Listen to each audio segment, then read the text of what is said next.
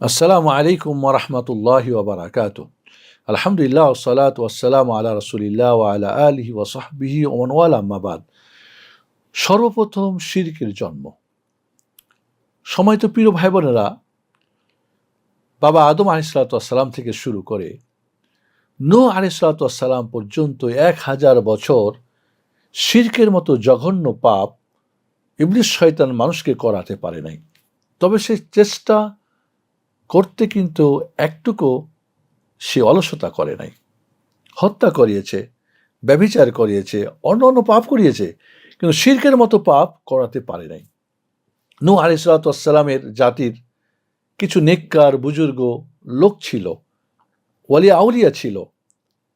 এরা যখন মারা গেলেন, এদের নামে, যাদের নাম ছিল ওয়াদ, সুয়া, ইয়াগুস, ইয়াউক, নাসর, এদের নামে ইবলিস শয়তান সর্বপ্রথম যখন এই লোকগুলো মারা গেল, তাদের স্থানে, তাদের জায়গাগুলিতে গিয়ে তাদের জাতিরা বসে বসে তাদের সেই সুন্দর কথাগুলি, তাওহীদের কথা স্মরণ করত এবং পালন করত। শিরিক, যেটা শরীয়ত হারাম, স্মরণ করত এবং ত্যাগ করত।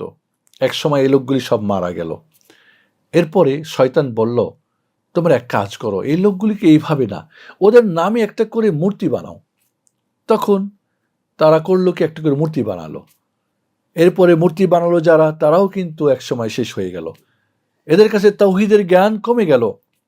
এরপরে শয়তান এসে বলল, শোনো, তোমাদের বাপদাদারা এই সমস্ত মূর্তি দেখছো, এদের মাধ্যমে আল্লাহকে ডেকেছে।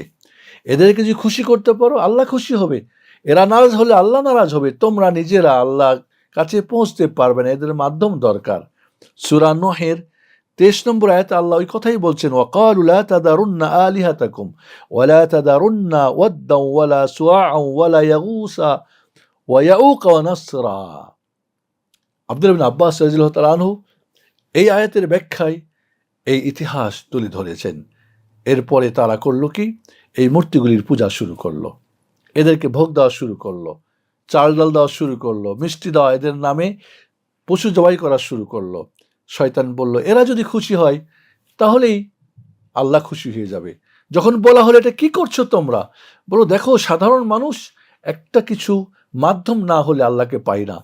এটা যখন শিখে নিবে, জেনে নিবে, তখন এগুলিকে সরিয়ে দেওয়া হবে। কিন্তু আর সরানো হলো না। এইভাবে শিরিক এসে গেল। আল্লাহ রাব্বুল আলামিন শিরিককে মিটানোর জন্যে, এই শিরিককে উৎখাত করার জন্যে সর্বপ্রথম রাসূল পাঠালেন নূহ আলাইহিসসালাতু ওয়াসসালাম, যিনি 950 বছর দাওয়াত করেও মাত্র 83 জন মানুষ তাওহীদ বুঝেছিল, বাকিরা তাওহীদ শিখে নাই। এমনকি তার স্ত্রী এবং তার ছেলে কেনানও তাওহীদ বুঝে নাই, এবং প্লাবনের তারা সকলেই মারা যায়। যেখানে শুকুর, কুকুর, পশু, জীবজন্তু বেঁচে ছিল, কারণ তারা তাওহীদপন্থী ছিল। বাকিরা সবাই হালাক হয়ে গেছিল। আসসালামু আলাইকুম ওয়া রাহমাতুল্লাহি ওয়া বারাকাতুহু।